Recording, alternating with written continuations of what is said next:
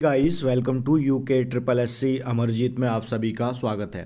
तो देखिए हमारे जो थे वो 15 पार्ट कंप्लीट हो चुके हैं और उसी क्रम में आज जो वो पार्ट 16 होने वाला है। ठीक है, अजय रावत जी का बुक का कंटेंट है। ठीक है, और वो कुछ क्वेश्चन डी शर्मा जी की जो बुक है वहाँ से भी मिक्स किए गए हैं। ठीक है, लगभग 70 के आसपास क्वेश्चन रहेंगे ये वाला, और कंटेंट बहुत ज़्यादा ही बेहतरीन, आप लोग खुद देखना इस चीज़ को। ठीक है, तो शुरू करते हैं। देखिए पहले क्या कहता है, पहला क्वेश्चन कहता है कि कुमाऊं कमिश्नरी में 3 जिले थे। ठीक है, तो कुमाऊं कमिश्नरी में कितने जिले थे? 3 जिले थे। अल्मोड़ा था, ब्रिटिश गढ़वाल था और नैनीताल था। ठीक है, ब्रिटिश गढ़वाल था और अल्मोड़ा था। अब देख लेते हैं। देखिए नैनीताल जो जिला बना वो कब बना? 1891 में ये जिला बना, और ब्रिटिश गढ़वाल जो बना वो कब बना हमारा?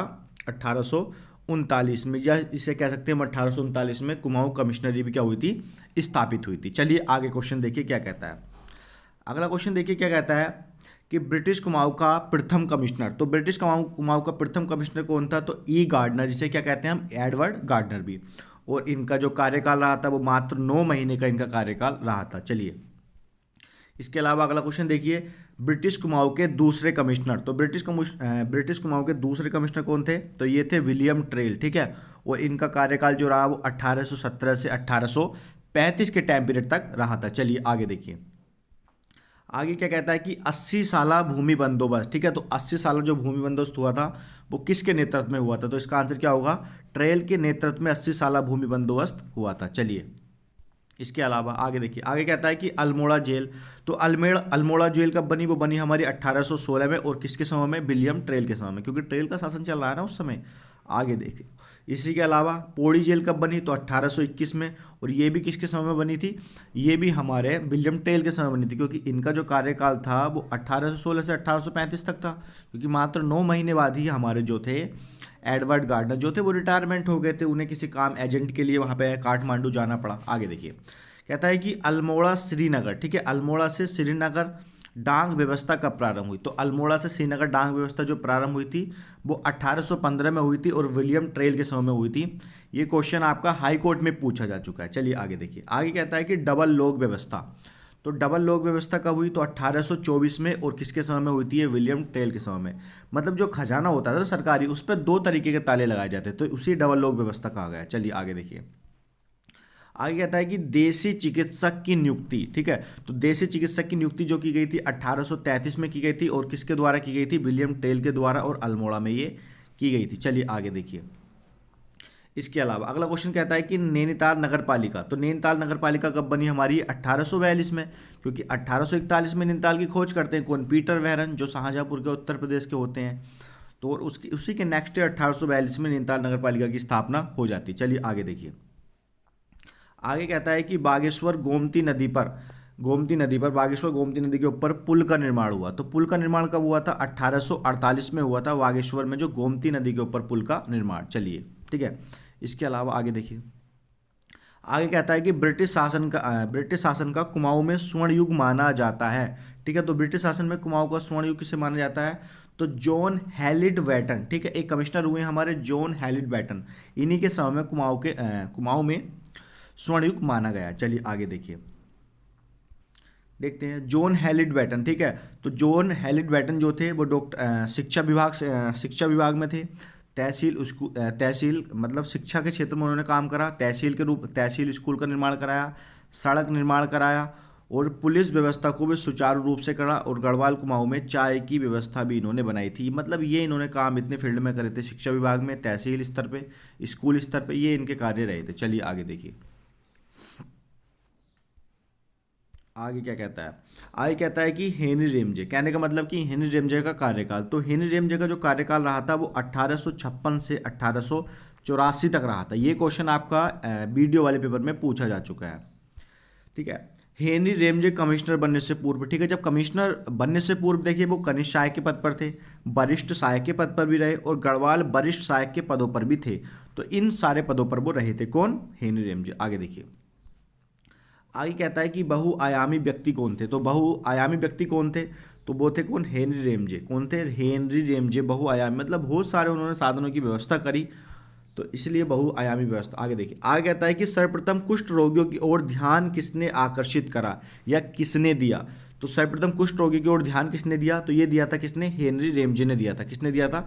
हेनरी रेमजे ने दिया था। आगे देखिए, आगे कहता है कि नैनीताल में स्कूली शिक्षा केंद्र के रूप में विकसित किया। तो किसने करा था? 1857 के समय में किया गया। और किसने करा था? हेनरी रेमजे ने किया था। और ये फॉरेस्ट गार्ड की दूसरी शिफ्ट में पूछा गया क्वेश्चन है। ठीक है, मैं आपको बता देता हूँ। आगे देखिए, आगे कहता है कि काशीपुर, तो काशीपुर की स्थापना 1639 में हुई और किसने करी? काशीनाथ अधिकारी ने। ठीक है, इसके बाद रुद्रपुर, तो रुद्रपुर की स्थापना किसने करी? राजा रुद्रचंद ने करी। इसके बाद आगे है देखिए बाजपुर, और बाजपुर की स्थापना किसने करी? बाज बहादुर चंद ने बाजपुर की स्थापना करी। इसी के अलावा जसपुर, जसपुर की जो स्थापना करी वो किसने करी? जसोधर जसोधर जोशी ने करी। ठीक है, ये मैं बताता हूँ आपको, जसोधर जोशी ने करी, जसोधर जोशी। इसके अलावा आगे देखिए, आगे क्या कहता है कि रामनगर, तो रामनगर की स्थापना रेमजे ने करी 1850 में। और डिकुली, और डिकुली क्या होता है? रामनगर का प्राचीन नाम होता है। ठीक है, अगर आप भी आज भी रामनगर में जाएंगे तो कुछ ना कुछ स्कूल आपको डिकुली के नाम से मिलेंगे रामनगर में, जो वहाँ पे गिरजा मार्ग है। चलिए, आगे कहता है कि भारत के प्रथम मैथोडिस्ट चर्च की स्थापना, तो भारत के प्रथम मैथोडिस्ट चर्च की स्थापना नैनीताल में हुई। और कब हुई? 1858 में। ठीक है, कब हुई थी? 1858 में। और उस समय कुमाऊं कमिश्नर कौन था? तो हेनरी रेमजे। चलिए आगे देखिए, आगे क्या कहता है कि उत्तराखंड में आपदा प्रबंधन का प्रथम अभिनव प्रयास किसने किया? ठीक है, तो उत्तराखंड में आपदा प्रबंधन का प्रथम अभिनव प्रयास किसने करा था? हेनरी रेमजे ने करा था। ठीक है, ये क्वेश्चन मैंने पूर्व की वीडियो में आपको बता दिया है। चलिए, आगे कहता है कि नैनीताल में प्रथम बार भूस्खलन कब आया? तो नैनीताल में प्रथम बार भूस्खलन कब आया? 1867 में आया। और किसके समय में आया था? हेनरी रेमजे के समय में ये आया था। चलिए, आगे देखिए, कहता है कि कुमाऊं का बेताज बादशाह, तो किसे कहते हैं कुमाऊं का बेताज बादशाह? Henry Ramsay. इसी के अलावा आगे देखिए, आगे कहता है कि वनों के संरक्षण के संबंध में संवेदनशीलता लाने वाला व्यक्ति। ठीक है, वनों के संरक्षण के संबंध में संवेदनशीलता लाने वाला व्यक्ति, तो इसका आंसर क्या हो जाएगा हमारा? Henry Ramsay. ठीक है, क्या हो जाएगा? Henry Ramsay. चलिए आगे बढ़ते हैं। इसके अलावा आगे कहता है कि कुमाऊं मंडल के प्रथम कंजर्वेटर भी रहे हैं, या कुमाऊं मंडल के प्रथम कंजर्वेटर थे, कौन थे? वो थे हमारे हेनरी रेमजे। कौन थे? Henry Ramsay. ठीक है, चलिए आगे देखिए, आगे कहता है कि कुमाऊं में वन पंचायतों का गठन। ठीक है, तो कुमाऊं में वन पंचायतों का गठन कब हुआ? 1931 में। वेरी इंपॉर्टेंट, कई बार आ चुका क्वेश्चन है ये वाला। चलिए, इसके अलावा अगला क्वेश्चन देखिए, कहता है कि गढ़वाल में वन पंचायत। ठीक है, तो गढ़वाल में जो वन पंचायतों का गठन हुआ वो कब हुआ? 1969 में हुआ गढ़वाल में वन पंचायतों का गठन। ठीक है, चलिए, और गढ़वाल मंडल भी 1969 में ही बना था। आगे कहता है कि पुलिस व्यवस्था कब लागू हुई? तो उत्तराखंड में जो पुलिस व्यवस्था लागू हुई थी वो 1874 में लागू हुई थी। और इम्पोर्टेंट क्वेश्चन है ये वाला। आगे देखिए, आगे कहता है कि गूंठ, देखो गूंठ क्या होता है? गूंठ एक भूमि होती है, जैसे तुमने किसी देवालय या मंदिर के लिए तुमने जो दान भूमि दी, उसके लिए गूंठ भूमि का प्रयोग होता है। तो धार्मिक भूमि, ठीक है, क्या होता है? धार्मिक भूमि। और बद्रीनाथ, केदारनाथ, जितने भी देवालयों के लिए सब मतलब भूमि दी जाती थी उन्हें गूंठ भूमि कहते थे। चलिए आगे देखिए, आगे कहता है कि पवार वंश का आदि पुरुष, तो पवार वंश का आदि पुरुष किसे कहते हैं? हम कनकपाल को कहते हैं पवार वंश का आदि पुरुष। चलिए, अगला क्वेश्चन क्या है कि पवार वंश का संस्थापक, तो पवार वंश का संस्थापक कौन होगा? कनकपाल होगा। ठीक है, कनकपाल होगा। चलिए आगे देखिए, आगे क्या कहता है कि गढ़वाल का विभाजन, तो गढ़वाल का विभाजन कब हुआ था? 1815 में। मैंने पहले ही बताया था आपको, जब 1815 में क्यों होगा विभाजन? क्योंकि 28 दिसंबर 1815 को टिहरी बनता है, मतलब टिहरी जो बनता है सुदर्शन साहू उसकी स्थापना करता है। जब इसकी स्थापना गढ़वाल से काट के करेगा तो जाहिर सी बात है उसका विभाजन होगा। तो यही है, ठीक है, 1815 में हुआ। आगे कहता है कि कनकपाल कहाँ से आया था? तो कनकपाल कहाँ से आया था? हमारे गुर्जर देश से आया था। ठीक है, कहाँ से आया था? गुर्जर देश से आया था। देखिए, जितने भी राइटर हैं उनका सबका अपना अपना मत है। ठीक है, तो आप ये ना जाएं कि मतलब उन्होंने तो वहाँ बताया था, तो सबका अपना अपना राइटरों का मत है।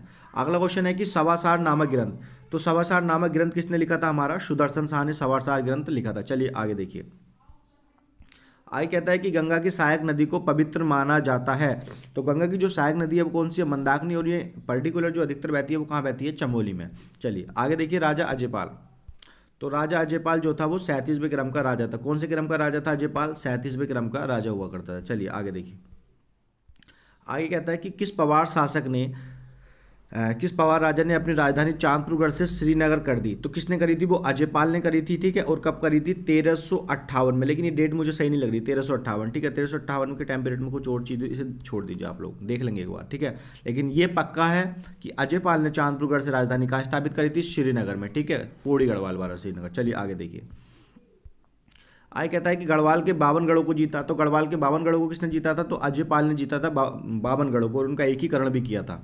चलिए आगे क्वेश्चन कहता है कि राज राजेश्वरी कुल देवी की प्रतिष्ठा की, ठीक है। तो राज राजेश्वरी देवी की प्रतिष्ठा किसने करी थी? अजयपाल ने, क्योंकि राज राजेश्वरी जो थी वो परमार वंश की कौन थी? कुल देवी थी। अगर आप श्रीनगर के ऊपर जाओगे देवलगढ़ में तो इनका वहाँ पे मंदिर भी है, ठीक है। तो राज राजेश्वरी देवी का। चलिए आगे देखिए, आगे क्वेश्चन क्या कहता है कि गोपीचंद किस श्रेणी में रखा जाता था? तो गोपीचंद जो था वो किस श्रेणी में रखा जाता था? अजयपाल की श्रेणी में, क्योंकि अजयपाल के समान ही उसे माना गया था गोपीचंद को। चंद वंश का एक ही मतलब राजा टाइप का रहा होगा वो उस समय।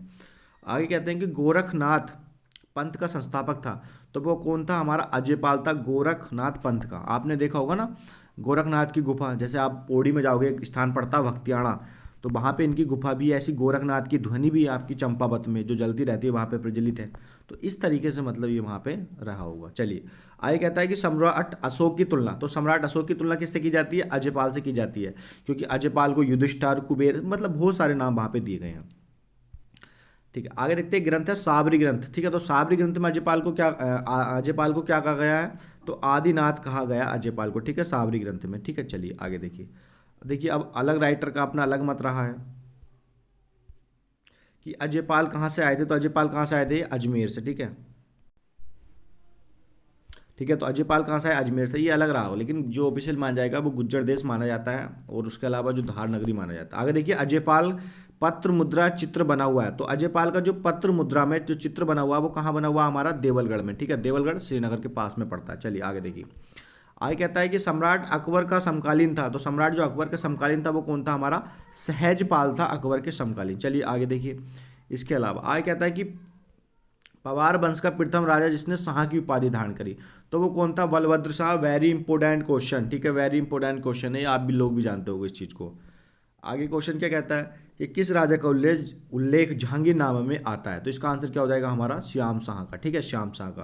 और जो राजा कौन से क्रम का था? तो 44वें क्रम का वो राजा था श्याम शाह, क्योंकि क्रम भी पूछा गया, आप लोगों ने देखा होगा 28 अक्टूबर के पेपर में कि सुदर्शन शाह किस क्रम का राजा था 55 में, तो इस तरीके से आ सकता है। अगला क्वेश्चन है कि किस पवार राजा को हाथी और घोड़े दान दिए थे? ठीक है, तो किस पवार राजा को हाथी और घोड़े दान दिए थे? तो वो क्या होगा इसका आंसर?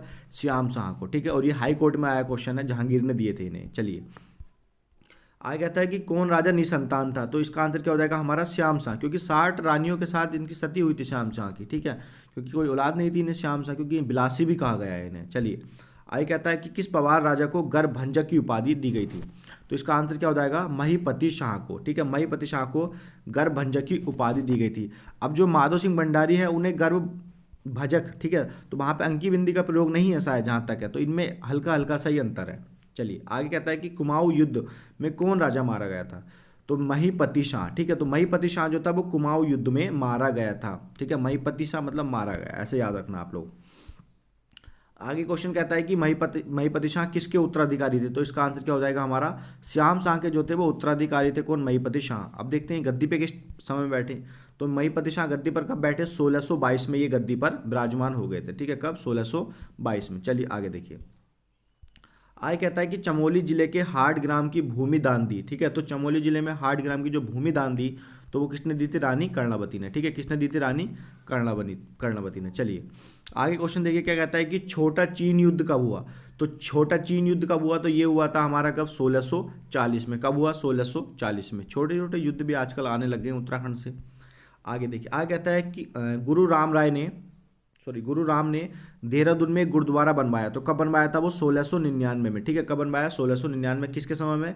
फतेह शाह के शासनकाल में। ये वही फतेह शाह जो अकबर के भांति जिनके दरबार में नवरत्न हुआ करते थे। चलिए आगे देखिए, आगे क्वेश्चन कहता है कि किस राजा के शासन में कुमाऊं और गढ़ राज्य के मध्य अच्छे संबंध थे? ठीक है, तो कौन सा राजा था जिसके समय में कुमाऊं और गढ़वाल में मध्य अच्छे संबंध थे? तो इसका आंसर क्या होगा हमारा? प्रदीप शाह, ठीक है। किसके समय में थे? प्रदीप शाह के समय में। ये क्वेश्चन कई बार यहाँ से क्वेश्चन बना है। अगला क्वेश्चन देखिए क्या कहता है कि किस राजा का शासनकाल शांतिपूर्ण था? तो जब संबंध रहेंगे दूसरे चीज़ से तो अच्छा ही रहा होगा, तो इसका आंसर क्या होगा? प्रदीप शाह। तो इनके समय में शांति काल के मतलब अच्छे प्रतीक रहे हैं। अगला क्वेश्चन है कि किस राजा की मृत्यु मलेरिया से हुई थी? तो मलेरिया से जो मृत्यु हुई थी उसका आंसर क्या हो जाएगा हमारा? ललित शाह की मृत्यु हुई थी, ठीक है। अब देखते हैं, राजा ललित शाह के 4 पुत्र थे, जिनमें कौन थे? जयद्रथ शाह, प्रद्युम्न शाह और प्रीतम शाह। ये 3 ही का इसमें मेंशन करा गया, प्रद्युम्न शाह, ठीक है, प्रीतम शाह। चलिए आगे देखिए, अगला क्वेश्चन देखिए क्या कहता है कि किस राजा की रघुनाथ मंदिर में, किस राजा का रघुनाथ मंदिर में देहांत हो गया था, यह मृत्यु हो गई थी। इसका आंसर क्या होगा हमारा, जयक्रत शाह। तो जयक्रत शाह की जो थी वो मृत्यु हो गई थी रघुनाथ मंदिर में। काफ़ी ऐतिहासिक मंदिर है रघुनाथ, और कहाँ पड़ता है, टिहरी में। और किस शैली में बना हुआ है, द्रविड़ शैली में। चलिए अगला क्वेश्चन देखिए क्या कहता है कि प्रद्युमन शाह ने पेडलस्यू, ठीक है, ये स्थान देखिए क्या है, देखिए पेडलस्यू लिखा हुआ है, ये नया शब्द है, पेडलस्यू में एक बड़ी जागीर प्रदान करी। तो किसे दी थी, ये हर्षदेव जोशी को इन्होंने प्रदान करी थी। प्रद्युमन शाह ने पेडलस्यू में एक बड़ी जागीर, जागीर का मतलब वो हिस्सा होता है जो राजकाज के लिए मतलब एक अच्छे स्तर की भूमि मानी जाती होगी, जिसमें आप रहन सहन भी कर सकते हैं। तो ये क्वेश्चन हो गए हैं 66। आप लोग कमेंट्स करके बताएं कैसा आपको लगा, कंटेंट कैसा है। अगर कोई त्रुटि है तो आप लोग अवश्य बताएं। अगर आप लोग चैनल पर नए हैं तो चैनल को सब्सक्राइब कर लीजिए। अजरावत जी की बुक का ये कंटेंट चल रहा है, ठीक है। धन्यवाद, मिलते हैं नेक्स्ट वीडियो में आपसे।